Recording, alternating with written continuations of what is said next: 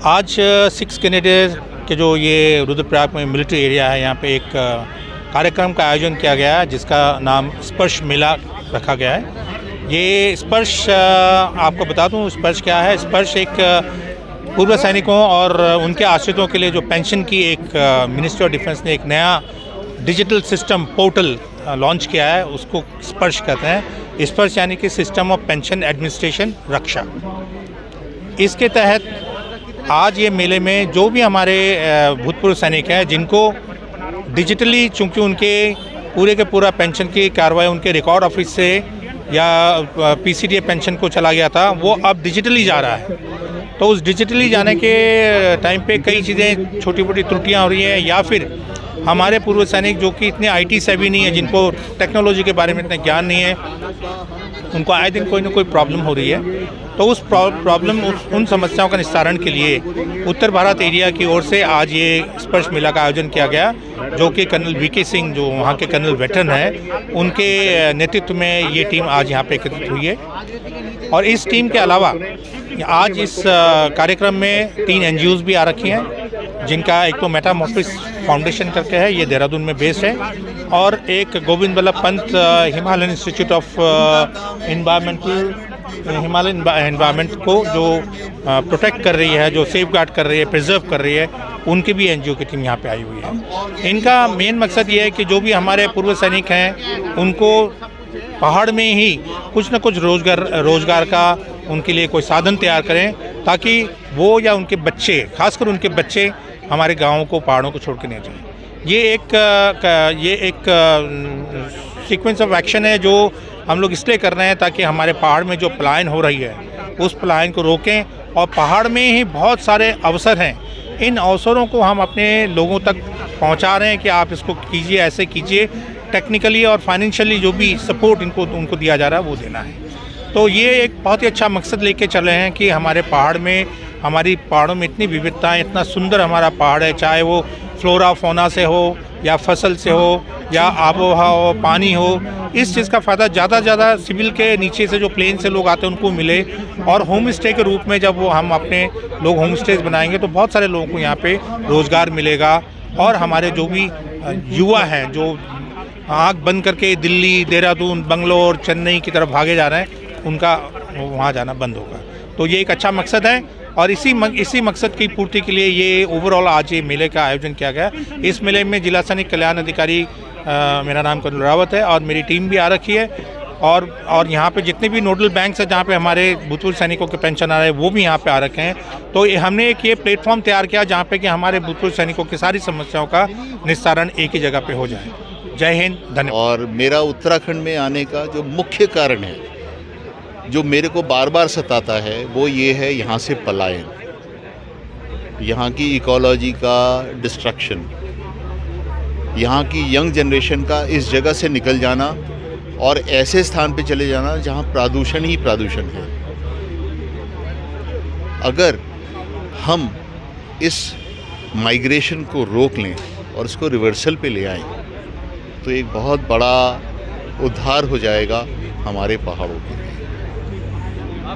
सबसे बड़ी बात है, यहाँ पर उद्योग नहीं हो सकते।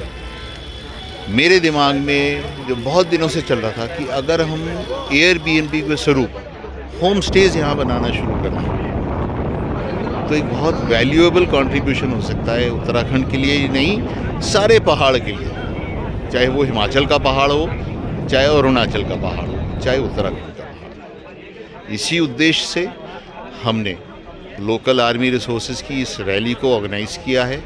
जितने भी बुज़ुर्ग यहाँ आए हैं, जितनी भी वीरांगनाएँ यहाँ आई हैं, वो एक्स आर्मी हैं, जिसको कि हमने आज GB Pant national institute of Himalayan environment के सामने लाके खड़ा कर दिया है। डॉक्टर चंद्रशेखर, जो कि गढ़वाल यूनिट के सेंटर हेड हैं, वो अपने आप यहाँ आए हैं।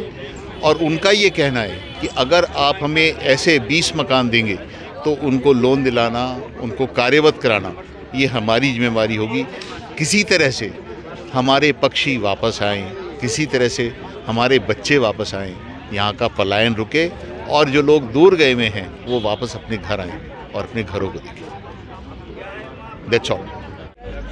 मैं कर्नल कौरा मेटामाउस फाउंडेशन से यहाँ पे 6 ग्रेनेडियर्स के एरिया के अंदर जो पूर्व सैनिक और वीरांगनाओं के लिए हमारा एक कार्यक्रम रखा गया है उसका एक हिस्सा बना हूँ।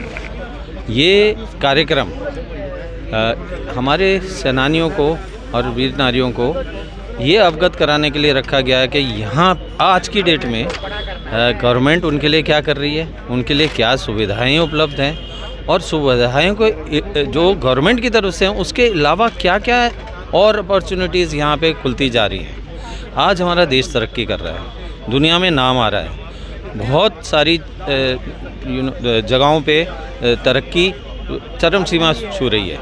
ये जो तरक्की है आज की टेक्नोलॉजी के हिसाब से, आज के फाइनेंशियल स्थिति के हिसाब से हमारे देश की, उसके हिसाब से जो हो रही है उसमें हमारे पूर्व सेनानी क्यों वंचित रह जाएं।